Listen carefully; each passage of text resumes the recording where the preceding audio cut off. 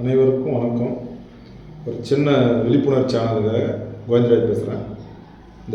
இன்னைக்கு ஆடி 18 முன்னிட்டு ஒரு பதிவு போடுறேன்.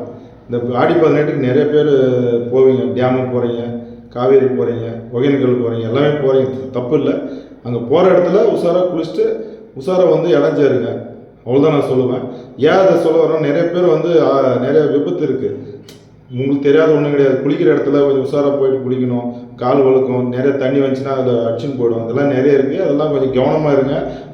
அனைவரும் என்னுடைய நண்பர்களுக்கும், என்னுடைய பசங்களுக்கும், என்னுடைய தம்பியார்களுக்கும் எல்லாருக்குமே அதை நான் சொல்கிறத கருத்து கேளுங்க, தள்ளி விட்றாதீங்க. இது உண்மை.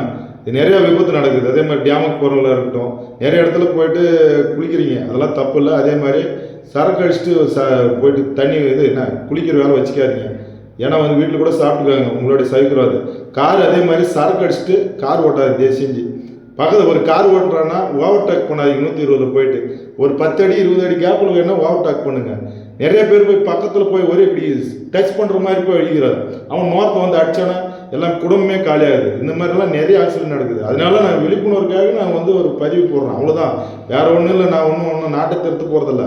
என்னால் உயிருக்கு வரைக்கும் 4 பேருக்கு நன்மையாக செஞ்சுட்டு போகணுன்றது தான் என்னோட கருத்து. புரியுதா? என்னை கேவலமாக சிரிக்கிறது அவங்க தான் கெட்டு போயிடுவாங்க, என்னை பார்த்து நினைக்கிறவங்க. அதனால தான் நான் கவலைப்படுறதில்ல. நம்மளால் முடிஞ்ச அளவுக்கு 4 பேர் நன்மையாக இருக்கணும், தீமையாக இருக்கக்கூடாது. அதுதான் என்னோட கருத்து.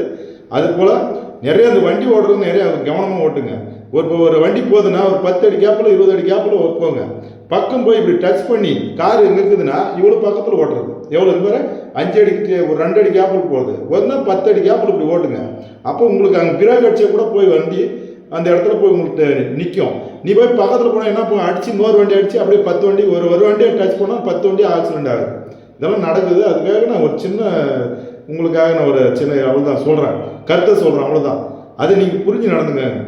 அதே மாதிரி இந்த நிறைய குளிக்கிறதுக்கு போகிறவங்க கவனமாக இருங்க. கொஞ்சம் ஏமாந்தால் பசங்களெல்லாம் ஏமாந்துறாங்க. நிறைய பேர் இந்த பொருளெல்லாம் திருடிடுறாங்க, செல்லெல்லாம் பணத்தெல்லாம் கவனமாக வச்சுக்காங்க.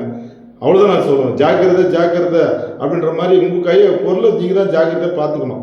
அதனால எல்லாமே கவனமாக வீடு சேருங்க. எல்லோரும் குளிச்சுட்டு சிறப்பாக ஆடி 18 முன்னிட்டு கிளியராக நல்லா சிறப்பாக எல்லாரும் எந்த சேதாரம் இல்லாத நல்லபடிக்கு வீடு சேரணும். அதை நீ கவனமாக இருங்க. அனைவரும் தாய் தகப்பங்களாம் கொஞ்சம் கவனமாக பார்த்து பசங்களை கூப்பிட்டு வீடு சேர்த்துங்க. என்னோடய கருத்து இதுதான். வேறு என்ன நான் சொல்ல போகிறதில்ல. ஏதோ என்னால் முடிஞ்சது பதிவு போடுறேன், அவ்வளோதான்.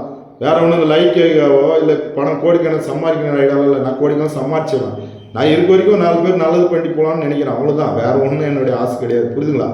இருக்க வரைக்கும் 4 பேர் நன்மையாக இருக்கணும், தீமையாக இருக்கக்கூடாது. செத்துட்டா கூட 4 பேர் நல்லது போகணும்னு நினைக்கணுமோ இல்லையா, ஆனால் கெட்டதுன்னு நினைக்கக்கூடாது. அதுதான் என்னோட கருத்து.